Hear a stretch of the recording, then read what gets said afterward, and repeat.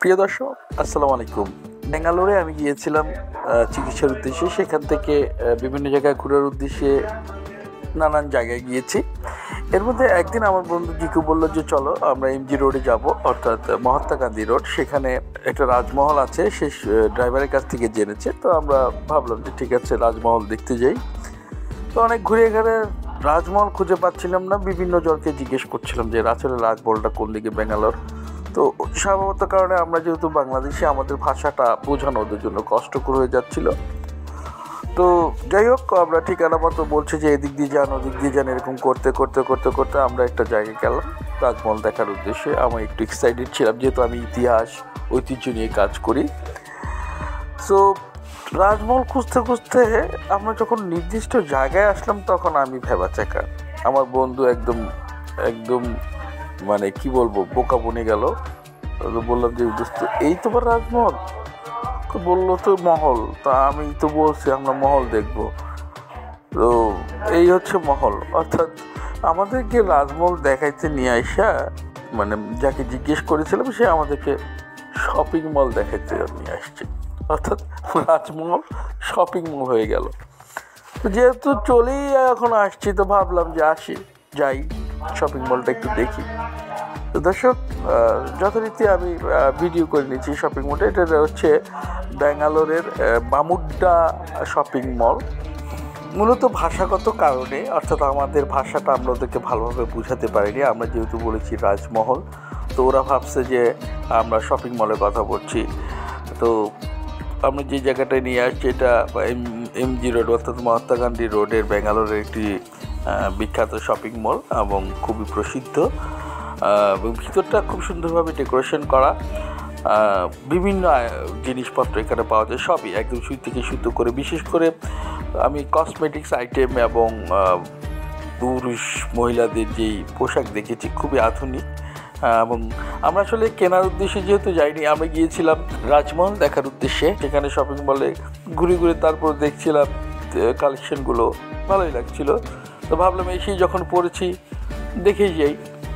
তো যথারীতি আপনাদেরকেও একটু দেখানোর চেষ্টা করছি। এই শপিং মলটি 3 তলা বিশিষ্ট এবং অনেক সুন্দর সুন্দর কালেকশন এখানে, অনেক সুন্দর সুন্দর, মানে সানগ্লাস, ঘড়ি, জামা, মেয়েদের কসমেটিক্স, সব কিছু মিলিয়ে মানে এমন কিছু নেই যে এখানে নেই। এবং সব কিছু খুবই ফার্নিশড করা, মানে এত পরিষ্কার পরিচ্ছন্ন, ঝকঝকে তকতকে বলতে যা বোঝায়। আর আপনাদেরকে আরেকটা জিনিস বলি, ইন্ডিয়াতে সাধারণত দোকানগুলো বা শপিং মলগুলো খুলে ঠিক 11টার সময়। তো আমরা ঠিক ওই সময়টাতে গিয়েছি বিধায় শপিং মলের গ্রাহকদের ভিড় একটু কম ছিল। আমরা ঘুরে ঘুরে দেখছিলাম প্রত্যেকটা সেকশন, এবং কিছু সেলফি জোন করা হয়েছে, খুবই সুন্দর, খুবই আকর্ষণীয়। মানে যেন কেউ বোরিং ফিল না করে, শপিংয়ে আসলে যেন সবাই ছবি টবি তুলতে পারে। পাশাপাশি বাচ্চাদের জন্য কিছু রাইড দেওয়া ছিল ভিতরে, বাচ্চারা যেন খেলাধুলা করতে পারে। এখানে ইন্ডিয়ার অনেকগুলো দামি ব্র্যান্ডের দোকান ছিল, জামা কাপড়ের, কসমেটিক্সের। আমরা এগুলো দেখছিলাম। আসলে যেহেতু কেনার উদ্দেশ্যে যাইনি, তাই দামও জিজ্ঞেস করিনি। কোথাও কোথাও আবার একটু অফারও ছিল, 50%, 20% এরকম অফার। কিন্তু আমাদের কেনার কোনো আগ্রহ ছিল না বিধায় আমরা একটু দেখে দেখে চলে যাচ্ছিলাম। যেহেতু পারিবারিক কোনো লোক ছিল না, আমরা তিনজনই পুরুষ মানুষ, আমি, আমার বন্ধু ইসাক, জিকু।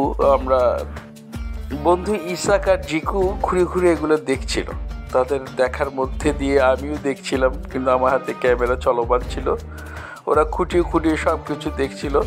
তারই ফাঁকে ফাঁকে আমি ইসাক এবং জিকুকে বিভিন্নভাবে হেনস্থা করছিলাম রাজমহলের জায়গায় সুপার মল দেখানোর কারণে। আমাদের ইসাক লিফট চড়তে আছে, একবার নামায় একবার উড়ায়, একবার নামায় একবার উড়ায়। আর জিকু খালি দেখিয়ে দিচ্ছে, সে আমাদেরকে রাজমহল দেখায় চাই না, শপিং মল দেখাচ্ছে। আপনি আমাদেরকে আমার বন্ধু জিকুর বোকা পড়ে যাওয়ার চেহারাটি আমার কাছে খুবই ফানি লাগছিল, খুবই মজা পাচ্ছিলাম আমি, তাই বারবার তাকে একটু খোঁচাচ্ছিলাম। পুরো বিষয়টাই মজার ছিল। যাই হোক, এভাবেই আমরা ওই পুরো শপিং মলটি স্বল্প সময়ের মধ্যে দেখা শেষ করলাম।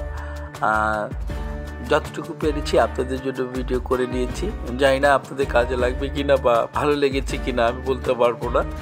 তো তারপরে যেহেতু এসেছি দেখেছি এবং আপনাদেরকে দেখাচ্ছি, এটাতেই আমার এক ধরনের পরিতৃপ্তি, একটা আনন্দ। তো প্রিয় দর্শক, এই ছিল আমার রাজমহলের জায়গায় শপিং মল দেখা। আশা করি আপনাদের কাছে ভালো লেগেছে। আপনাদের সাথে আমার আবারও কথা হবে অন্য কোনো বিষয় নিয়ে বা অন্য কোনো জায়গায়। ততক্ষণ পর্যন্ত ভালো থাকুন, সুন্দর থাকুন, সুস্থ থাকুন। আসসালামু আলাইকুম।